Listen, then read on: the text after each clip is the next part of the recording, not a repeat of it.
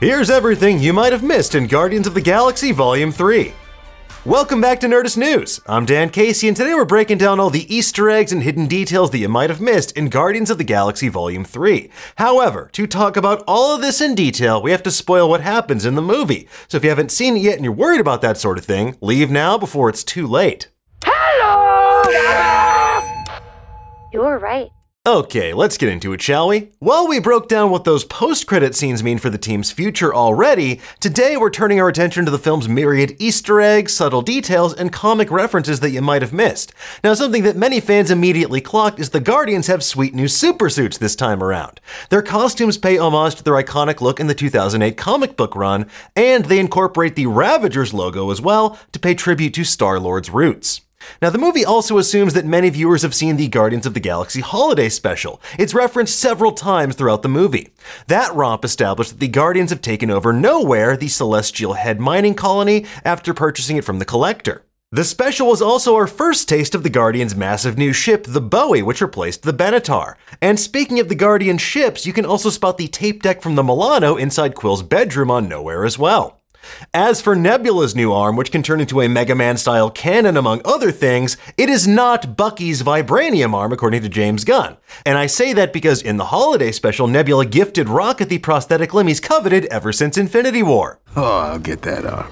And that raises an important question. Does Rocket still have Bucky's arm? And if not, where is the Winter Soldier's most valuable asset? Most importantly, the holiday special confirmed that Mantis and Peter are biological siblings, which Nebula casually mentions at the beginning of the movie. The special is referenced again later on during the film's second post-credit scene where we see Peter's grandfather, Jason. He's reading a newspaper with an article about Kevin Bacon being abducted by aliens, a central plot point in the holiday special.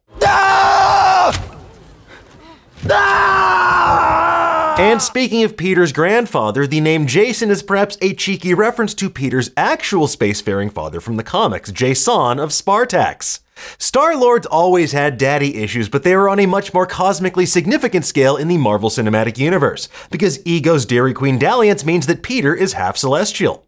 Anyway, let's bring things back to Nowhere for just a moment. The bar that Star-Lord drinks himself stupid in appears to be the Boot of Jemiah. Named for the celestial Jemiah the Analyzer, this bar briefly appeared in Guardians Volume 1, except now it looks like it has a sweet new logo that looks an awful lot like the Guardians of the Galaxy logo, which Adam Warlock promptly destroys. As for that dead-drunk Peter Quill that Nebula carries through the streets, that wasn't actually Chris Pratt. It was an elaborate and eerily realistic 35-pound prop made by Legacy Effects that even breathes. Moving on to more serious matters, Peter's emotional journey and acceptance that his relationship with Gamora has fundamentally changed is a major plot point in this movie. And at one point, he even acknowledges that he might be more than a little responsible for the snap when he punched Thanos in a moment of anger in Infinity War. Why would you do that? But the film's true protagonist, as they explicitly tell us, is Rocket, whose tragic backstory was the centerpiece of this movie. The emotional core of his past was his friendship with fellow animal experiments Lila, Teefs, and Floor. Now, Lila is Rocket's significant otter in the comics, first appearing in 1982's Incredible Hulk 271, hailing from Half-World rather than the High Evolutionary's lab. Lila was first mentioned in the MCU as one of Rocket's known associates in his rap sheet in the Nova Corps files. Rocket's prisoner designation 89P13 also appeared on that list of crimes, which included theft, arson, and biting, just to name a few. As for Rocket's other pals, they are based on comic book characters as well, but they have slightly different names. Teefs is based on Walrus, an aptly named walrus engineer, and Floor seems to be based on Blackjack O'Hare, a bunny mercenary and Rocket's nemesis for a time. They also made their debut in Incredible Hulk number 271. Another fun fact about Lila and Floor is that their voice actors, Linda Cardellini and Michaela Hoover respectively, have both appeared in the MCU before. Linda Cardellini plays Laura Barton, Hawkeye's better half and a super spy in her own right. Michaela Hoover had a small role in the original Guardians as a member of the Nova Corps on Xandar. And I gotta say, this movie's absolutely jam-packed with unexpected cameos and guest stars. James Gunn's tribute to the original Guardians of the Galaxy comic lineup returns with Stakar Ogord's Ravager team. After paying tribute to Yondu in Guardians of the Galaxy Volume 2, Sylvester Stallone's Stakar Ogord is back along with their newest recruit, Gamora.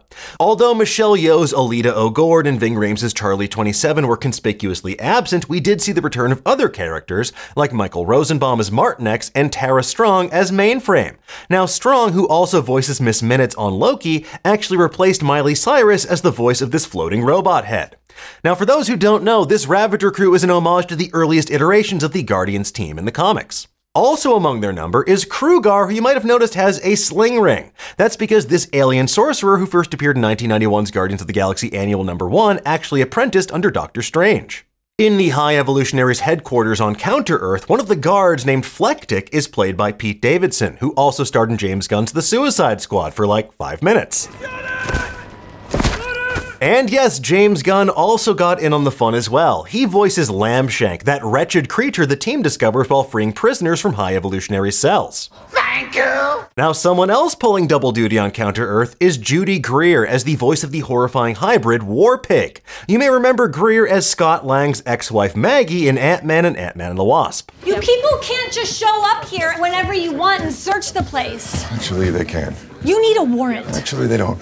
In addition to Pete Davidson and a return of Michael Rooker as Yondu, there are 2 other Suicide Squad stars in this movie, Daniela Melchior and Jennifer Holland. Melchior plays the Orgo Corp attendant Ura, and Holland, who's also James Gunn's wife, plays Administrator Qual, the one that Gamora shoots in the leg to prove that she means business. And yes, Nathan Fillion finally gets his MCU speaking role as well as the Guard Master Karja. Fillion previously appeared in a cameo as a prisoner in Guardians Volume 1 and on a bunch of movie posters as the superhero Wonder Man in a sequence that was cut from Guardians Volume 2. And while Aquaman star Yahya Abdul-Mateen II will officially play Wonder Man in the MCU, Fillion finally got his due at long last. As for other cameos, back on Nowhere, we saw Seth Green return as Howard the Duck during a tumultuous game of poker. And that table also included the Broker, played by Christopher Fairbank, who refused to buy the orb from Peter back in Guardians Volume 1, Rhett Miller of the old 97s as Bazur Miktakalak, who first, what the f is that name? As Zur Miktakalak, is it Bazur? Is the B pronounced? As Bazur Miktakalak, who first appeared in the holiday, that name. Hi, Beezer Mikatakalak. And of course, Trauma Entertainment co-founder Lloyd Kaufman as Griddle Mop.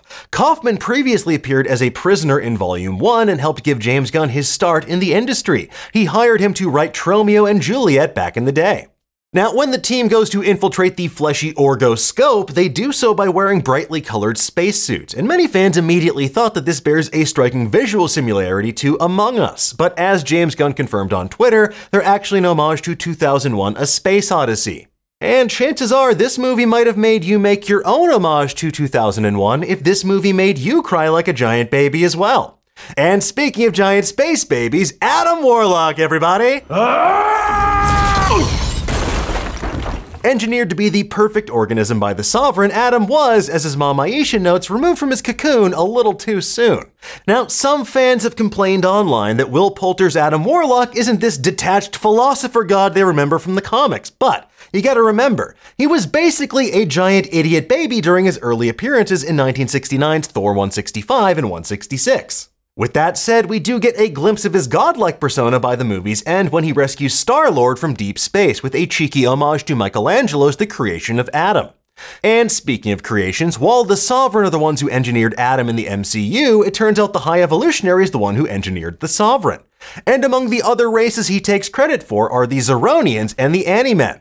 The Zeronians were a peaceful alien society whose king clashed with the Hulk in 1968's Incredible Hulk 103, and the Ani-Men were humanoid animal servants of the High Evolutionary, who first appeared in 1995's Scarlet Spider Unlimited #1. And they are not to be confused with the Ani-Men that fought Daredevil, or the New Men, the humanimals that populate Counter-Earth in this movie and serve the High Evolutionary in the comics. I know, it's stupid. You left out some important information, but that is the gist of it. We also get a couple of fun Guardians food callbacks as well. On the Bowie, Drax eats his favorite snack, Zarg nuts. And inside Orgo Corp, you can spot someone eating a yarrow root in the background. This is the fruit that Nebula unsuccessfully tried to eat in Volume 2, but it wasn't ripe enough yet. It's not ripe. And speaking of Volume 2, you may remember the monsters that Mantis tames. Those are the battery-eating Abelisk that they have to slice and dice their way through on a mission for the Sovereign at the beginning of that movie, at least until Rocket's sticky fingers get them in big-time trouble. Probably because Rocket stole some of their batteries. Dude!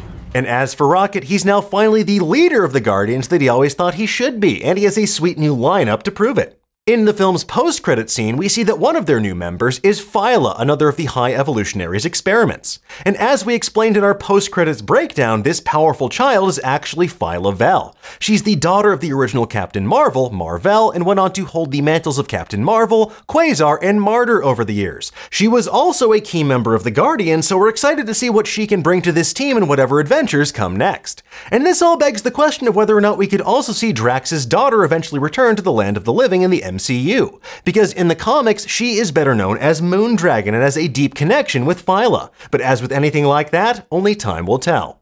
Now, as for that big dance party at the end, it's not just a moment of much-needed catharsis for the Guardians, it's also some major character development for Drax. Because if you remember back in Volume 2, Drax bragged about how neither he nor his wife dance. He told Peter there are two types of people, those who dance and those who don't. And Drax even went as far as to proclaim that only idiots dance by the end of that movie. But now that he's no longer Drax the Destroyer, but Drax the Dad, he too can finally let loose and bust a move. Anyway, folks, there you have it. Those are the biggest Easter eggs, details, and references that you might have missed in the Guardians of the Galaxy Volume 3. We'll have even more coverage over on Nerdist in the days ahead, but for now, tell us, what did you think of this movie? Did you spot anything that we missed? Black is for orange, yellow is for green, green is for red, and red is for yellow. No, yellow is for yellow. Green is for red, red is for green. Let us know in the comments below, and for the latest and greatest in the world of pop culture, make sure you stay tuned to Nerdist.com.